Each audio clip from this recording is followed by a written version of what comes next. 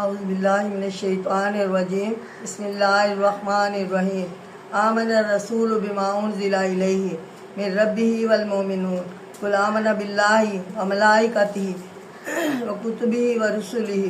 لا نفرق بین احد من رسلہ قالوا سمعنا واطعنا غفرانک ربنا والیک المصیر لا یکلف اللہ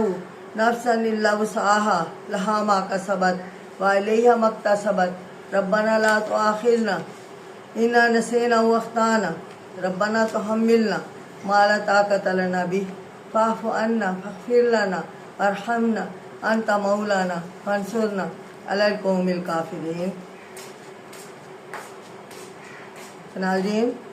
اب ہمارا درس شروع ہوتا ہے، توجہ فرمائیں، غور سے سنیں اور میرے ساتھ رہیں، لائک کریں، سبسکرائب کریں تاکہ ہماری حوصلہ افزائی ہو اور ہم مزید آپ کے سامنے اپنا درس پیش کرنے کے لیے تیاری کر کے آئیں۔ انشاءاللہ ہم آپ کے ساتھ رہیں گے اور آپ کا شکریہ ادا کرتی ہوں کہ آپ میں درس بناتی ہوں، آپ سنتے ہیں اور پڑھتے ہیں، تو میں آپ کی شکر گزار ہوں۔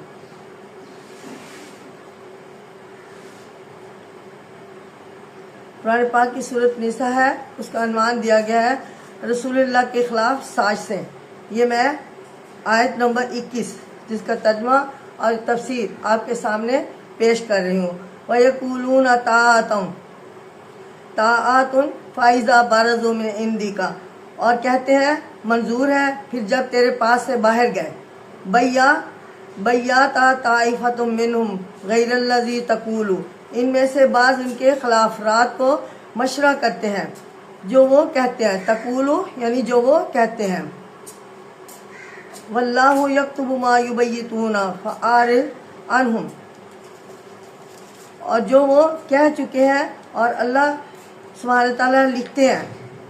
اللہ یکتب ما یبیتون، جو راتوں کو مشورہ کرتے ہیں، فاعرض عنہم، سو ان سے تغافل کر، وتوکل علی اللہ وکفی باللہ وکیلا، اور اللہ پر بھروسہ کر اور اللہ کا کارساز کافی ہے۔ تو ناظرین، اس آیات کی تفسیر آپ کے سامنے پیش کر رہی ہوں۔ اس آیت میں ان کے ایک اور مکاری کا ذکر ہے۔ یہ لوگ رسول اکرم صلی اللہ علیہ وسلم کے فرمان سن کر آپ کے سامنے تو یہ کہتے ہیں کہ ہمیں یہ سب حکم جان و دل سے قبول ہے اور ہمارا کام آپ کو فرمانبرداری کرنا ہے، لیکن جب آپ کے پاس سے اٹھ کر باہر چلے جاتے ہیں تو رات کو سر جوڑ کر بیٹھتے ہیں اور آپس میں طے کرتے ہیں کہ ہم ان کا کہنا ماننے والے نہیں ہیں، اور جہاں تک ہو سکے گا ان کے خلاف کریں گے۔ یہ لوگ سامنے کچھ کہتے ہیں اور پیٹھ پیچھے کچھ، ان کا ظاہر باطن یکساں نہیں ہے۔ اگر ان کا یہ خیال ہے کہ اس طرح ظاہری باتیں بنا کر کے ہم مسلمانوں کو دھوکہ دیتے رہیں گے اور اندر خانہ جڑ کھوتے رہیں گے، تو یہ ان کا خیال غلط ہے، کیونکہ اللہ سبحانہ تعالیٰ کے ہاں یہ ان کی راتوں کو چھپ چھپ کر مشورے سب لکھتے جاتے ہیں اور ان کے ہتھ کنڈے سب اللہ کو شروع سے لے کر آخر تک معلوم ہے۔ یہ ان کی دو رخی کاروائی نہیں چلے گی اور مکاری کا بھانڈا پھوٹ کر رہے گا۔ تو ناظرین، منافقین کی دو رخی پالیسی کی سازشوں اور مکاریوں کا ذکر کرنے کے بعد اللہ سبحانہ تعالیٰ نے رسول اکرم صلی اللہ علیہ وسلم کو فرمایا کہ آپ ان سے منہ پھیر لیں اور اللہ پر بھروسہ کریں۔ اللہ کے سبحانہ تعالیٰ کی کارسازی کافی ہے، اسی کے ہوتے ہوئے نہ آپ کسی کے محتاج ہیں اور نہ دین اسلام کی ترقی کسی کی ذات سے وابستہ ہے۔ تو ناظرین، اب میں آپ کے سامنے صداقت اور قرآن کی دلیل، اس آیت نمبر 82 کا ترجمہ اور تفسیر بیان کرتی ہوں۔ افلا یتدبرون القرآن ولو کان، کیا وہ قرآن پر غور نہیں کرتے، اور اگر یہ اللہ کے سوا کسی اور کا ہوتا، من عند غیر اللہ یعنی اللہ کے سوا کسی اور کا ہوتا، لوجدوا فیہ اختلافا کثیرا، تو اس میں ضرور پاتے بہت اختلافات، تو ناظرین اب میں آپ کے سامنے اس کی قرآن پاک کی سورۃ نساء اس کی آیت نمبر 82 کی تفسیر آپ کے سامنے پیش کر رہی ہوں کہ حضور اکرم صلی اللہ علیہ وسلم کی رسالت کے انکار کا مطلب اس کے سوا اور کیا ہو سکتا ہے کہ منکروں کو ان کی لائی ہوئی کتاب پر کوئی شک شبہ ہے۔ ان کی غلط فہمی دور کرنے کے لیے اللہ سبحانہ تعالیٰ نے قرآن جیت کی صداقت اور اس کے کلام ہونے کے بارے میں بے شمار دلائل دیے ہیں۔ چنانچہ پہلے ہی پارے میں انہیں کھلا چیلنج دیا، اگر اسے میرا کلام نہیں مانتے بلکہ انسانی کلام سمجھتے ہیں تو سب مخالف مل کر ایسی ایک آد صورت ہی بنا لیں۔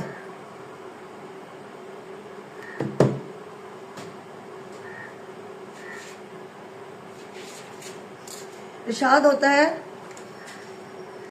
ہے کہ تم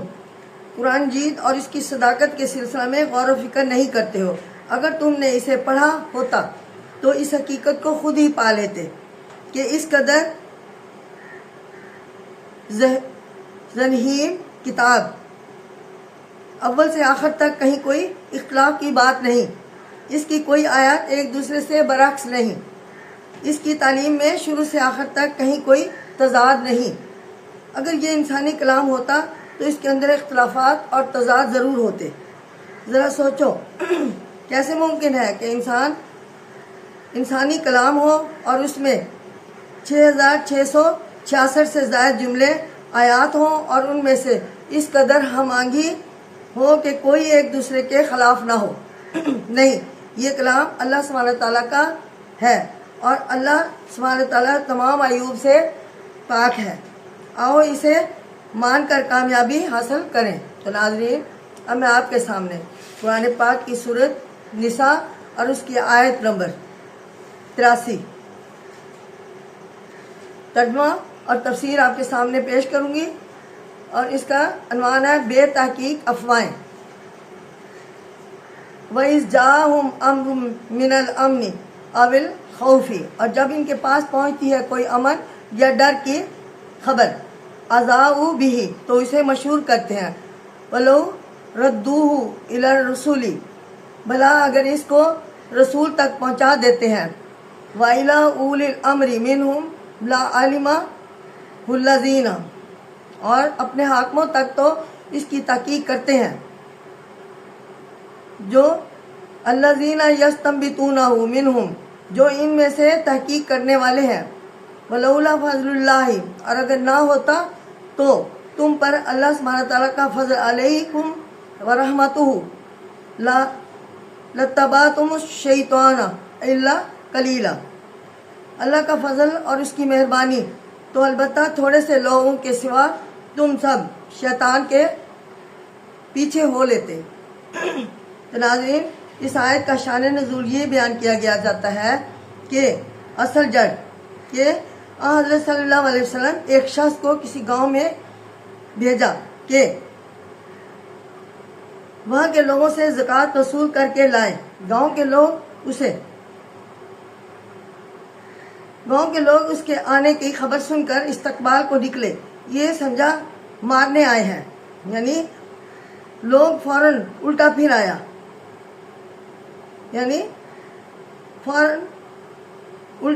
اور آ کر مدینہ میں مشہور کر دیا کہ اس گاؤں والے اسلام سے پھر گئے ہیں۔ شہر میں خبر پھیل گئی، حضرت صلی اللہ علیہ وسلم کو خبر بھی نہ ہوئی۔ آخر جب آپ کو خبر پہنچی تو آپ صلی اللہ علیہ وسلم نے اس کی تحقیق کی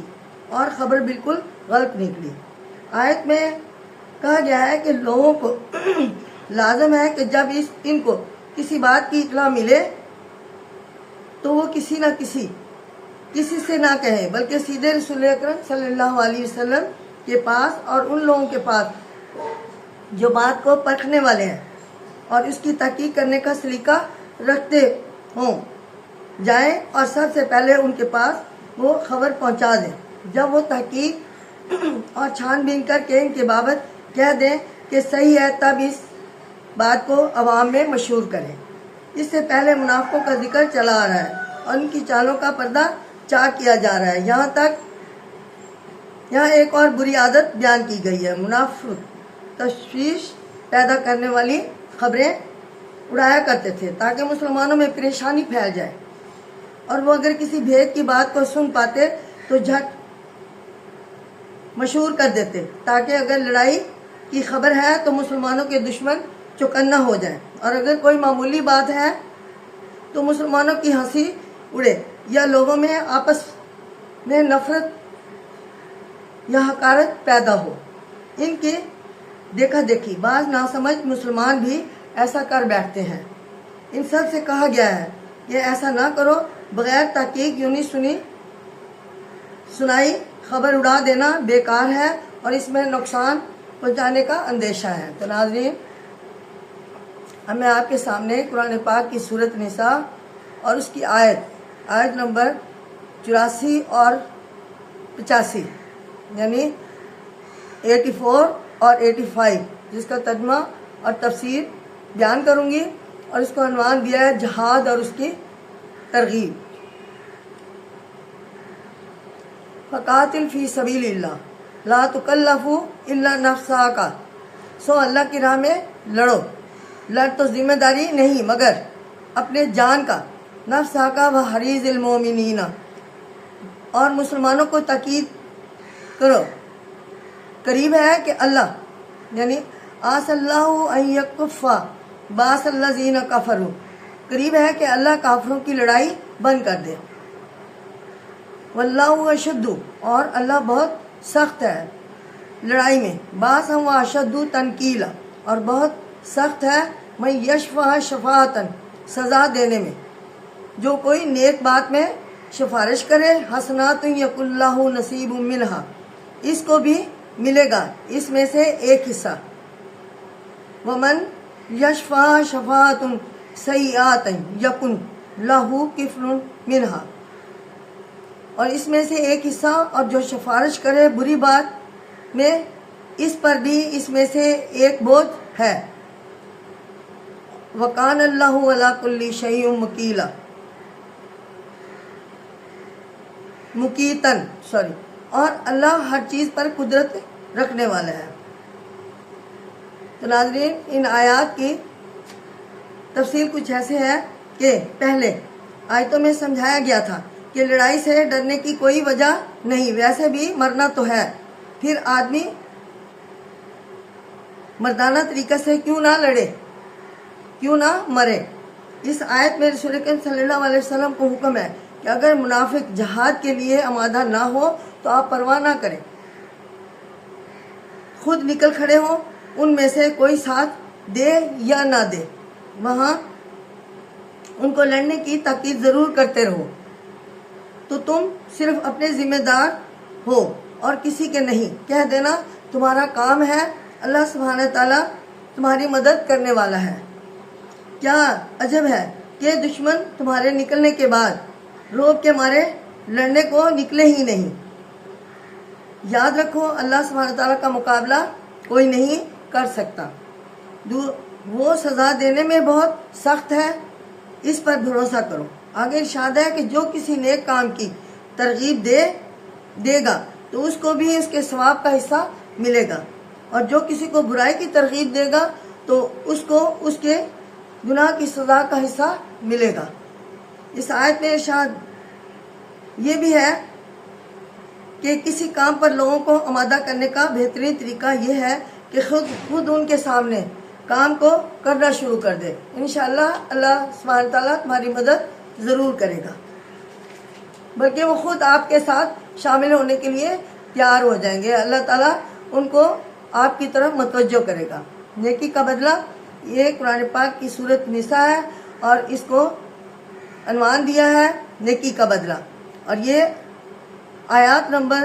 86 اور آیت نمبر 87 یہ کے بعد دو آیات کا ترجمہ اور تفسیر جو آپ کے سامنے پیش کروں گی۔ وَإِذَا حُيِّيتُم بِتَحِيَّاتٍ فَحَيُّوا بِأَحْسَنَ مِنْهَا، اور جب تم کو کوئی دعا دے تو اس سے بہتر دعا دو، أَوْ رُدُّوهَا إِنَّ اللَّهَ كَانَ عَلَى كُلِّ شَيْءٍ حَسِيبًا، یاد رہے لٹا کر کہو بے شک اللہ ہر چیز کا حساب کرنے والا ہے۔ اللہ لا الہ الا ہو، اللہ کے سوا کسی کی بندگی نہیں۔ لا یجمعنکم، بے شک تم کو الی یوم القیامت لا ریب فیہ، قیامت کے دن جمع کرے گا، اس میں کوئی شبہ نہیں۔ ومن اصدق من اللہ حدیثا، اور اللہ سبحانہ تعالیٰ زیادہ بات میں کون ہے سچا، یا کون سچا ہے۔ تو ناظرین، اب میں ان 2 آیات کی تفسیر آپ کے سامنے پیش کرتی ہوں۔ یہاں یہ ارشاد ہے کہ جو تمہاری بہتری چاہے، تم پر لازم ہے کہ تم بھی ان کے ساتھ بہتر رویے سے پیش آؤ، ان کی بہتری چاہو، بلکہ جو اس نے تمہارے لیے چاہا ہے تم اس کے لیے اس سے بھی بہتر چاہو۔ اگر کوئی تم سے السلام علیکم کہے، جس کا مطلب یہ ہوا کہ اللہ تمہیں سلامت رکھے، تو تم بھی اس کو یہی جواب دو اور کہو وعلیکم السلام، یہ تو برابر کا جواب ہوا، لیکن تم اس سے بڑھ کر بھی جواب دے سکتے ہو، یعنی السلام علیکم ورحمۃ اللہ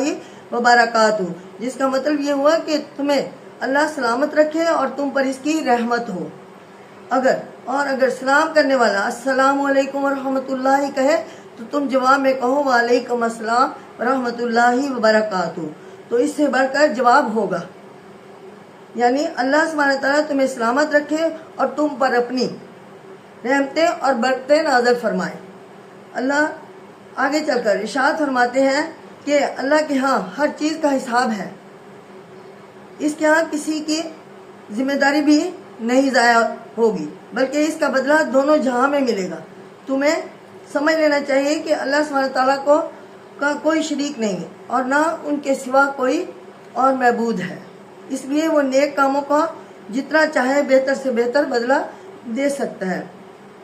کوئی اسے روکنے والا نہیں ہے۔ اس نے فیصلہ کر دیا کہ تم سب کو مرنے کے بعد پھر زندہ کر کے قیامت کے دن زندہ کرے گا۔ دنیا میں نیکیوں کا بدلہ جو ملا سو ملا، قیامت کے دن تو سب کو پورا بدلہ ملے گا اور کوئی محروم نہ رہے گا، اس میں شک کی گنجائش ہی نہیں، کیونکہ اللہ سبحانہ تعالیٰ جو کہتے ہیں وہ ٹھیک ہوتا ہے، بھلا اللہ سبحانہ تعالیٰ سے زیادہ سچ بولنے والا کون ہوگا، اسی لیے اس کے کہنے پر یقین لازم ہے۔ تو ناظرین، اب میں آپ کے سامنے قرآن پاک کی سورۃ نساء اور اس کی آیت نمبر 88 یعنی 88 اور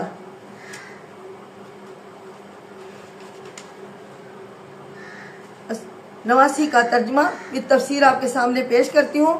غور فرمائیں، توجہ دیں۔ اس کا عنوان ہے ایمان کا معیار، یعنی فمالکم فی المنافقین فئاتین واللہ، پھر تم کو کیا ہوا کہ منافقوں کے بارے میں 2 فریق ہو رہے ہیں، اور واللہ ارکسہم بما کسبوا، اور اللہ نے الٹ دیا ہے ان کو ان کے اعمال کے سبب، بما کسبوا ان کے کیے کے سبب۔ کیا تم تریدون، کیا تم چاہتے ہو ان تہدوا ان من اضل اللہ، تو ان کو ان کے اعمال کے سبب کیا تم چاہتے ہو کہ اسے راہ پر لاؤ، من اضل اللہ، جس کو اللہ نے گمراہ کیا ہے، ومن یضلل اللہ، اور جس کو اللہ گمراہ کرے، فلن تجد لہ سبیلا، تو ہرگز اس کے لیے کوئی راہ نہ پائے گا۔ وہ پسند کرتے ہیں ودو لو تکفرون، وہ پسند کرتے ہیں کہ تم بھی کافر ہو جاؤ، کما کافر ہو جاؤ، فتکون سواء فلا تتخذوا، جیسے وہ کافر ہوئے تو پھر تم سب برابر ہو جاؤ گے۔ فلا تتخذوا منہم اولیاء، تو سب ان میں سے کسی کو دوست نہ بناؤ، حتی یہاجرون فی سبیل اللہ، یہاں تک کہ وہ اللہ کی راہ میں وطن چھوڑ دے۔ تو ناظرین، ان 2 آیات کا ترجمہ ہے کہ ابتدائی اسلام میں بعض لوگوں نے اسلام تو قبول نہیں کیا تھا، لیکن مسلمانوں کے ساتھ محبت اور دوستی کا کاٹتے تھے۔ ان کی غرض یہ تھی کہ صرف اپنے اپنے آپ کو نقصان سے بچانا اور مسلمانوں کو دکھ دینا۔ تو مسلمانوں کے دو فریق ہو گئے، ایک کہتا تھا کہ ان مطلب کہ یاروں کو ملنا چھوڑ دو، دوسرا کہتا تھا ہمارا کیا بگاڑ رہے ہیں، شاید ان میں سے دیکھا دیکھی کوئی مسلمان ہو جائے۔ تو ناظرین، اس آیت میں ارشاد ہے کہ ان مطلب پرستوں سے ملنے جلنے میں کوئی فائدہ نہیں ہے، ان کے اعمال اس قدر خراب ہیں کہ ان کی وجہ سے اللہ سبحانہ تعالیٰ نے انہیں اسلام جیسی نعمت سے محروم کر رکھا ہے اور کفر کی طرف لوٹا دیا ہے۔ جس کو اللہ سبحانہ تعالیٰ اس کی شامت اعمال کی وجہ سے گمراہ کر دے، اسے کوئی ہدایت نہیں کر سکتا، اور ان لوگوں کا دل تو یہ چاہتا ہے کہ تم بھی کافر ہو جاؤ، مگر تم مسلمان ہو چکے ہو اور اللہ سبحانہ تعالیٰ کا دین پھیلانے کے لیے اپنا وطن تک چھوڑ چکے ہو۔ جب تک یہ بھی اللہ سبحانہ تعالیٰ کے لیے وطن نہ چھوڑ دے اور اس کے دین کے پھیلانے کے لیے مال و دولت، گھر بار اور آرام سب کو کچھ قربان کرنے کے لیے تیار نہ ہو، تم ہرگز اسے دوستانہ نہ رکھو۔ تو ناظرین، فَإِن تَوَلُّوا فَخُذُوهُمْ فَاقْتُلُوهُمْ، پھر اگر وہ اس کو قبول نہ کرے تو ان کو پکڑ لو، وَاقْتُلُوهُمْ، اور ان کو مار ڈالو، حَيْثُ وَجَدتُّمُوهُمْ فَلَا تَتَّخِذُوا مِنْهُمْ، جہاں قابو پاؤ اور ان میں سے کسی کو دوست نہ بناؤ، وَلَا تَتَّخِذُوا مِنْهُمْ وَلِيًّا وَلَا نَصِيرًا، تو ان میں سے کسی کو دوست نہ بناؤ۔ تو ناظرین، یہ سابقہ آیات کا ہی کچھ حصہ ہے جو میں نے آپ کو پڑھ کر سنایا ہے۔ تو آگے ہے إِلَّا الَّذِينَ يَصِلُونَ إِلَىٰ قَوْمٍ بَيْنَكُمْ وَبَيْنَهُمْ مِيثَاقٌ۔ اب میں آپ کے سامنے بیان کر رہی ہوں منافقوں سے جنگ۔ إِلَّا الَّذِينَ يَصِلُونَ إِلَىٰ قَوْمٍ بَيْنَكُمْ، مگر وہ لوگ جو ملاپ رکھتے ہیں إِلَىٰ قَوْمٍ بَيْنَكُمْ، اس قوم سے ہے کہ تم میں اور ان میں عہد ہے، یعنی بینا میثاقن، یا او جاؤکم حسرت صدورہم، یا تمہارے پاس آئے کہ تمہاری لڑائی سے ان کے دل تنگ ہو جائے، تنگ ہوئے ہیں، یعنی حسرت صدورہم ان یقاتلوکم، اور اپنی قوم کی او یقاتلو قومہم، اور اپنی قوم کی لڑائی سے بھی، اور اگر اللہ چاہتا ولو شاء اللہ، اور اگر اللہ سبحانہ تعالیٰ چاہتے تو، یا چاہتا تو، لسلطہم علیکم فلا قتلوکم، تو ان کو تم پر زور دے دیتا تو تم سے ضرور لڑتے، تو وہ تم سے ضرور لڑتے۔ تو ناظرین، اس آیات کی تفسیر کچھ ایسے ہے کہ ارشاد باری تعالیٰ ہے کہ جو لوگ کفر میں جمع ہوئے مسلمان نہ ہوں گے بلکہ دوسروں کو ورگلاتے رہیں گے کہ تم بھی کافر ہو جاؤ، بہرحال تم ان سے مسلمان ہونے اور ایسی قربانیاں کرنے کے لیے کہتے ہو جیسی تم نے کی ہے، اگر وہ نہ مانے تو لڑائی کے وقت ان کا کچھ خیال نہ کرو، اور قابو پاتے ہی انہیں پکڑ لو اور قتل کر دو۔ ان کا یہ ملنا جلنا لڑائی میں ان کے کام نہ آئے گا، کیونکہ یہ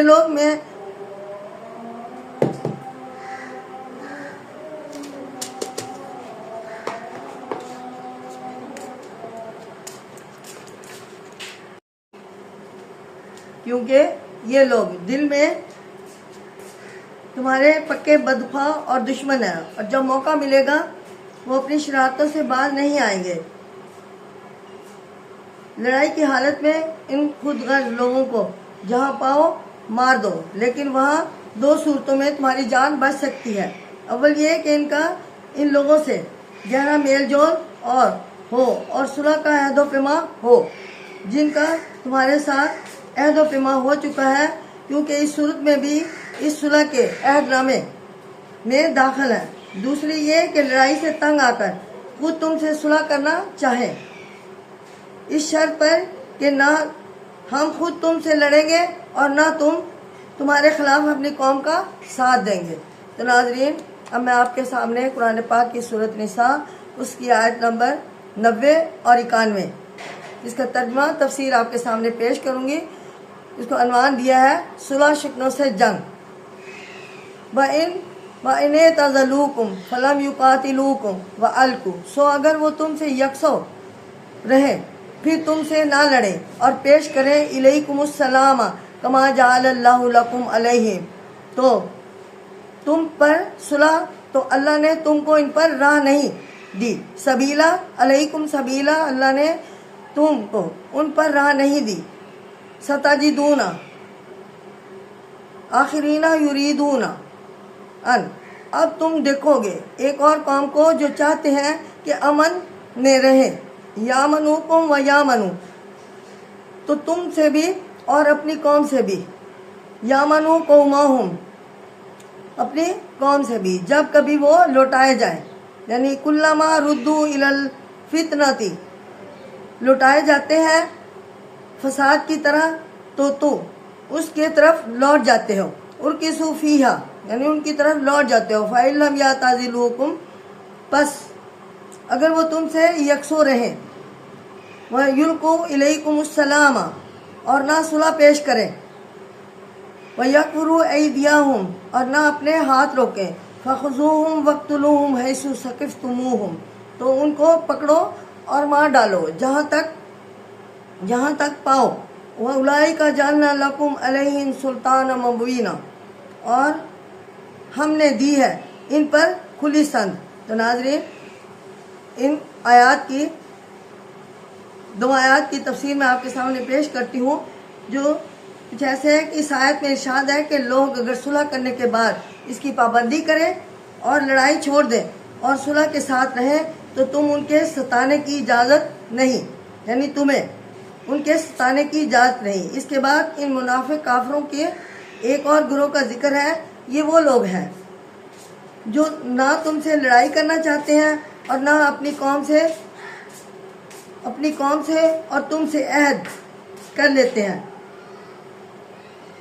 تم سے عہد ہے ایسے لوگ کہ تم سے نہ لڑیں گے، لیکن جب دیکھتے ہیں کہ تمہارے دشمن بڑھ رہے ہیں، عہد و پیمان کا کچھ خیال نہیں کرتے اور تمہارے دشمنوں سے جا ملتے ہیں، ایسے لوگوں اگر صلح توڑ کر لڑنے کے لیے آ جائیں اور دست درازی شروع کر دیں تو تم بھی ان سے لڑو اور جہاں تک تمہارا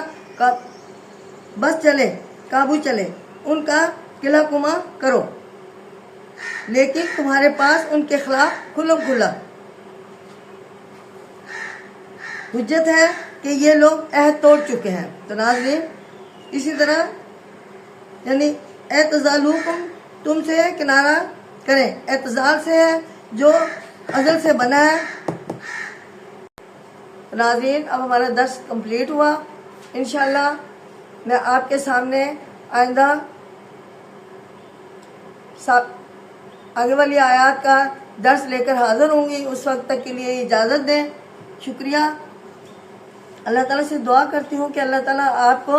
میرا درس سننے کی توفیق عطا فرمائے، اور میں آپ کا شکریہ ادا کرتی ہوں کہ آپ لوگ میرا درس سنتے ہیں اور میری حوصلہ افزائی کرتے ہیں۔ آپ سے اب میں اجازت چاہتی ہوں۔ السلام علیکم ورحمۃ اللہ